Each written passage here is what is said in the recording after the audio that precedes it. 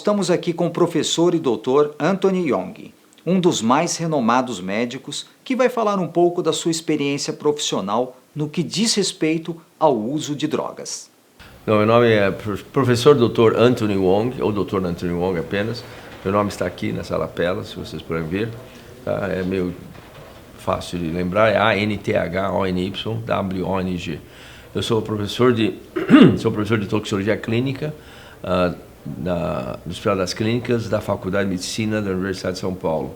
Sou diretor médico do Centro de Assistência Toxicológica do mesmo hospital. Eu sou vice-presidente do Fórum Internacional de Testagem de Álcool e Drogas e sou membro assessor da Organização Mundial de Saúde na área de segurança de medicamentos. Doutor, por mais de 25 anos eu pude acompanhar o trabalho das nossas forças de segurança no combate ao tráfico de drogas. Em muitas situações eu presenciei prisões de indivíduos nitidamente alterados. O senhor acredita que o uso dessas drogas possa encorajar essas pessoas no cometimento de crimes? Essa sua constatação é absolutamente correta, é 100%. Nós temos dados mostrando que a criminalidade está intimamente relacionada ao consumo de droga e álcool. Atualmente, muito mais drogas do que o álcool. Então, nós temos já estudos anteriores mostrando que mais de 70%, 80% das pessoas aprisionadas dentro dos complexos prisionais, tipo Carandiru, etc., haviam traços ou presença de cocaína na urina ou nos dejetos deles, certo? Então, e a criminalidade hoje, a violência nas grandes cidades está 100%, certo? Está correlacionado com o consumo de crack. Onde há crack, há violência. Onde há crack, há essa morte. Etc. A grande mortandade, vamos dizer assim, nas grandes capitais, no mundo inteiro, mas infelizmente muito mais Brasil, em especial grandes cidades como Rio de Janeiro e São Paulo, está certamente ligado. Como causa, porque rouba para comprar drogas, ou então como agravamento, porque o uso de drogas faz com que aquele ato de violência seja maior. Há cerca de 20 anos atrás, eu fui entrevistado por uma grande emissora de televisão e naquela época o entrevistador estava perguntando para mim, o senhor já ouviu falar de crack? Eu falei, sim, claro. Bom, o senhor foi a primeira pessoa que consegue me dar a resposta positiva. Imagine, 20 anos atrás, era a única pessoa que falava sobre crack. E eu fiz uma previsão, que está inclusive registrado em vídeo, eu falei assim, se essa substância for liberado ou de alguma forma tornar-se, ao chegar às ruas das nossas cidades, isso será o fim da sociedade como tal. Será exatamente o aumento da violência. Foram proféticos, até depois nós levantamos isso de novo. E realmente é isso. O crack é uma droga que incita a violência por ser um excitante, mas ele também eleva a violência porque a pessoa fica irremediavelmente viciado a ela. É uma das substâncias que mais rapidamente causa dependência e mais intensamente faz a pessoa procurar usá-lo. A pessoa que usa crack, ele tem uma grande risco de morrer. Mas assim, 85%, 90% deles morrem dentro de 2 anos. De duas maneiras. Ou do próprio efeito do crack, que é uma droga extremamente potente, leva a alterações cardíacas, convulsões e outros problemas, e a possibilidade de sofrer acidentes, ou então ele morre na mão do traficante, porque ele fica tão viciado e incorre uma dívida tão grande que é impagável. E então aí o traficante tem que matá-lo. Então o crack tem essa característica. Então por causa disso também leva violência. Com medo de morrer na mão do traficante porque não tem dinheiro para pagar, ele mata e rouba outras pessoas para obter dinheiro. O usuário de crack está totalmente alheio a qualquer reflexo ou qualquer freio social. Ele vive pelo crack. A vida dele é o crack.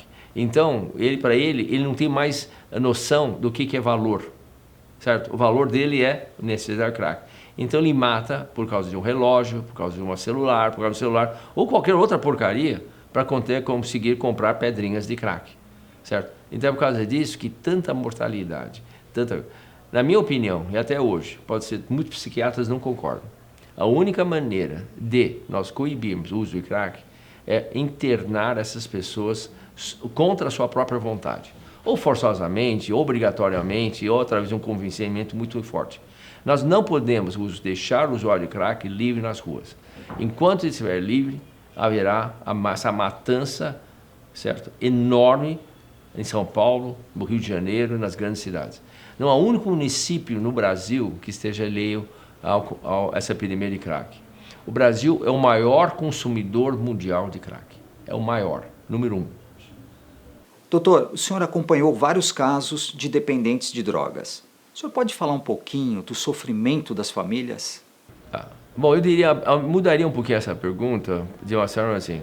O sofrimento de qualquer pessoa que tem um dependente de droga dentro da sua família.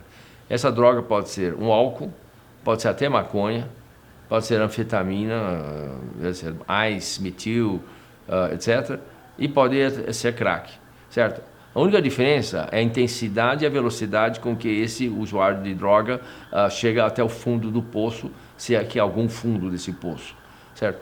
Então, por exemplo, a pessoa que usa álcool pode levar décadas para chegar a uma dependência, e nós sabemos que o álcool hoje é a maior causa de violência doméstica, certo?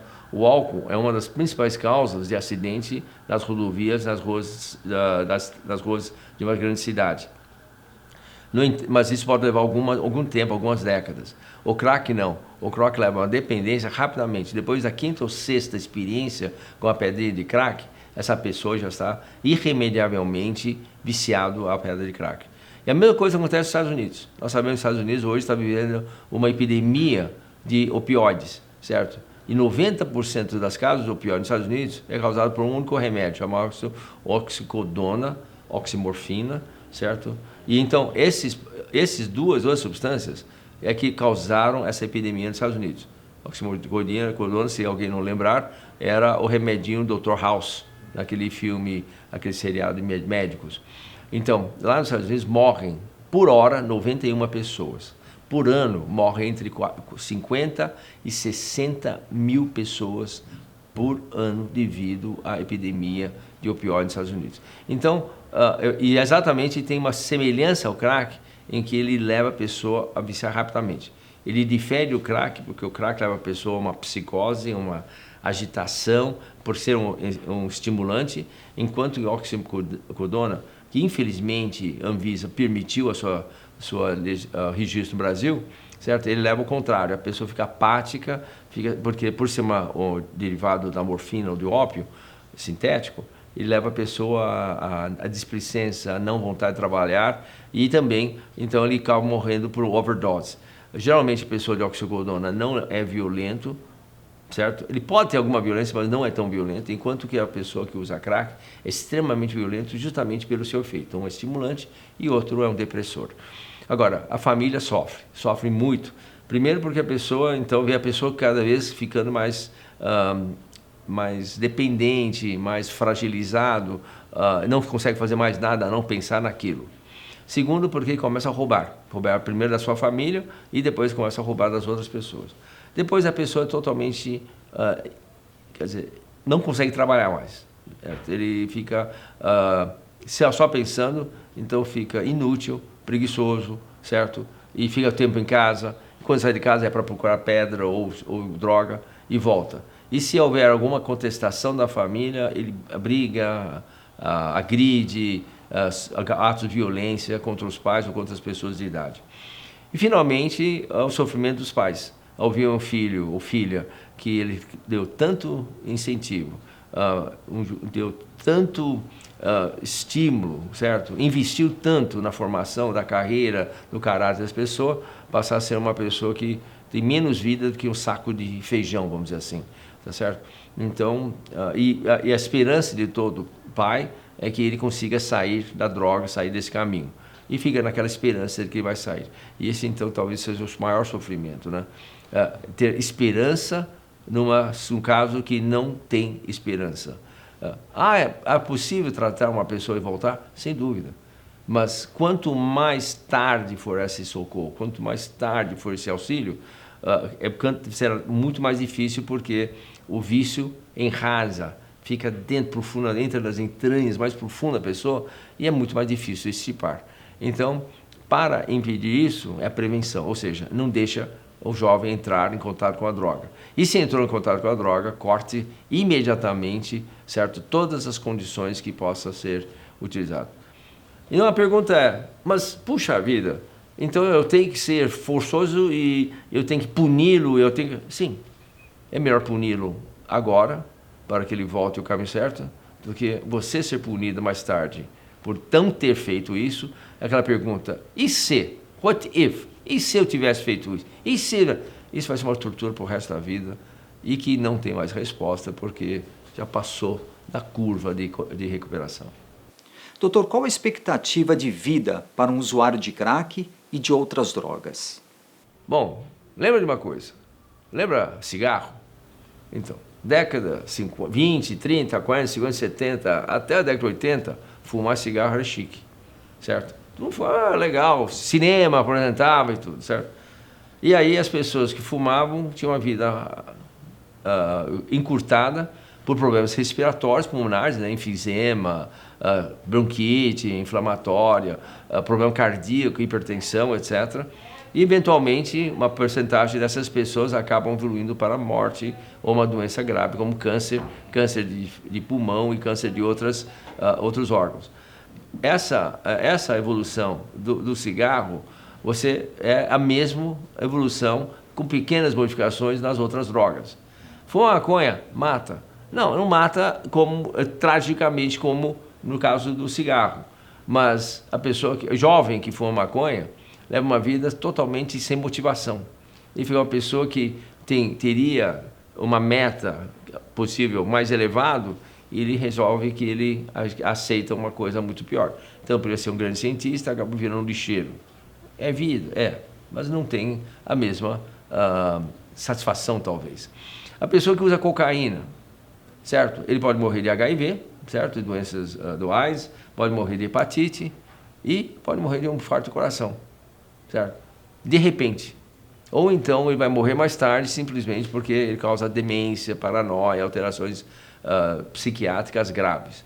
E a pessoa que vai usar crack, bom, nós sabemos que a média vida dessas pessoas não passa de 5 anos, certo? A média não passa de 5 anos. Então, a pessoa que usa droga, de uma maneira ou outra, vai encurtar a sua vida. Vai encurtar um terço, metade, ou pode encurtar até 10 vezes mais. Dependendo da droga, dependendo do corpo da pessoa e dependendo da intensidade em que ele está viciado e depender de uma droga. Doutor, nós vivemos uma situação bastante comum nos dias de hoje, que são as festas, as raves, os famosos pancadões, que têm uma grande aglomeração de pessoas. Normalmente, jovens que são aliciados por traficantes que vendem uma falsa sensação de aventura e adrenalina. Quais são os efeitos dessas substâncias e as consequências no futuro? Bom, existe um paralelismo na história passada com cigarro, antes dessas drogas ilegais entrarem no mercado. As grandes redes, as grandes fabricantes de cigarro, tinham aquela amostrinha de cigarro, de 5 cigarros, e distribuíam nessas festinhas de jovens. Por quê? Porque era óbvio, é claro, que quanto mais jovem a pessoa usar o cigarro, mais rapidamente e mais intensamente a pessoa ficava viciada. Isso é uma verdade biológica, não é achismo, é verdade biológica. Se qualquer pessoa com menos de 18 anos que experimenta substâncias psicoativas que podem levar à dependência, álcool, cigarro, maconha, cocaína, etc., quando é menos de 18 anos, ele fica se viciado rapidamente e muito mais intensamente. De tal maneira que quando ele resolve largar o cigarro, esse vício, é infinitamente, a palavra é infinitamente mais difícil do que se ele experimentasse essa substância depois dos 20 anos. É por causa disso que os países do primeiro mundo é proibido beber antes dos 21, é proibido cigarro antes dos 18. Justamente porque sabe-se, antes dessa idade, é muito mais rápido, muito mais fácil criar a dependência. Okay? Então, eles davam esse cigarro para os jovens, justamente investindo, sabendo que esses, ao fumar com 14, 15 anos, eram seus clientes, certo? Por toda a vida. E a mesma coisa está acontecendo com drogas. Nessa Lollapalooza, o traficante vai oferecer para quem tem experiência, mas vai oferecer por um preço muito mais barato, ou até mais vantajoso, para quem tem menos de 18 anos. Sabendo que ali ele está um cliente, certo? Um cliente... Um cliente em potencial. Não, desculpa, tem outra palavra, desculpa. Porque ali seria, ele teria um cliente para toda a vida, certo? E fiel, fidelizando esse cliente, porque ele sabe que nessa idade essa pessoa vai tornar-se viciado muito mais rapidamente, muito mais intensamente e por muito mais tempo. Okay? A segunda coisa que é muito importante é que entre jovens, principalmente, tem espírito de grupo, espírito de corpo. Enquanto a pessoa, depois de uma certa idade, geralmente fuma ou cheira maconha sozinho, certo? Ou então cheira cocaína sozinho, antes dos 20 anos, eles fazem gangue, em grupo, certo? Existe uma transmissão ou alguma coisa de ação em conjunto que faz com que aquilo seja também mais prazerosa e principalmente são mais corajosos em grupo do que individualmente. Isso faz com que aumente a quantidade, aumente a frequência, certo? E facilita, porque o grupo se protege um do outro. É claro isso, acho que todo mundo sabe disso. Então, e também, por outro lado, esse mesmo espírito grupo deve ser utilizado pelos pais que estão preocupados com seus filhos, para que seus filhos entrem em grupos onde a droga não tem possibilidade de entrar. Então, eu funciono dos dois lados, porque esse sentido tribal do adolescente e do adulto jovem é justamente um fator de risco, mas também é um fator de proteção. Agora, nessas festas, é como se estimulado o uso de drogas, tanto pelos atores, pelos cantores, em prosa, em canção, ou então facilitado pelo próprio exemplo dessas pessoas que são modelos ou êmulos dos jovens, mas também pela facilidade com que os traficantes circulam aí, sem a menor fiscalização sob as barbas das nossas autoridades, até com a facilitação pelas nossas autoridades, que até protegem, de uma certa forma, esses traficantes. Então, é onde vai. A música é legal, fumando, a pessoa relaxa ou aguça os sentidos de perceber melhor o estímulo sonoro, o estímulo visual, tá certo? E, obviamente, também dentro de um ambiente de facilitação em que as pessoas podem abusar das drogas. O que acontece? É um local que um dia muitos jovens começam a ter a sua primeira experiência com drogas, certo? E isso é trágico, porque nós sabemos que quanto mais jovem a pessoa que experimenta uma substância psicoativa, mais rapidamente, mais intensamente, vai se tornar-se viciado. A reação de um jovem com menos de 20 anos à droga é completamente diferente das consequências, as sequelas, por uma pessoa acima de 22 anos que for usar droga pela primeira vez. Doutor, o senhor pode falar um pouquinho dos efeitos de cada uma dessas substâncias?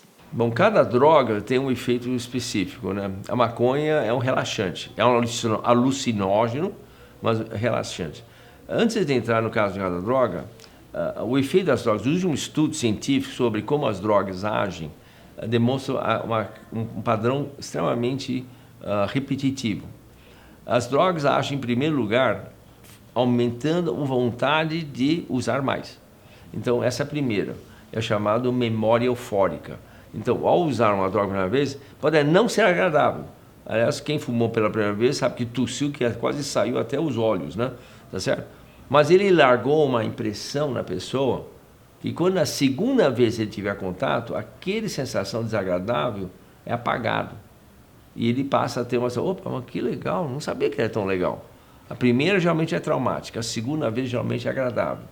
E com isso, com essa memória eufórica, a pessoa que é facilitada pela secreção de uma substância chamada dopamina, que aumenta esse valor, essa lembrança agradável. Então, na terceira vez que tiver contato, que seja depois de 5 dias, uma semana, até um mês depois, aí ele ainda aumenta ainda, certo? E ele potencializa esse efeito prazeroso. Bom, aí acabou, né? Aí, cada vez mais que usa aquela substância, ele passa a ser uma reação profunda, intensa, impagável, certo? E que então faz com que a pessoa tenha vontade de fumar uma quarta, quinta, sexta, sétima e assim, até ele tornar-se viciado. Então isso tudo começa em companhia de outros, certo? Que fumam, bebem e fazem música conjuntamente, e aí então depois então um passo. Esse passo é 100% em todas as pessoas que acabam usando droga. O que os jovens não sabem é que a consequência no seu cérebro, no seu coração, antes de completar uma idade, certo? É extremamente danosa quando comparado aos efeitos de uma pessoa de adulto. Então, o caso desses é o típico é maconha. O maconha no homem adulto e no jovem é o mesmo, ele relaxa, certo?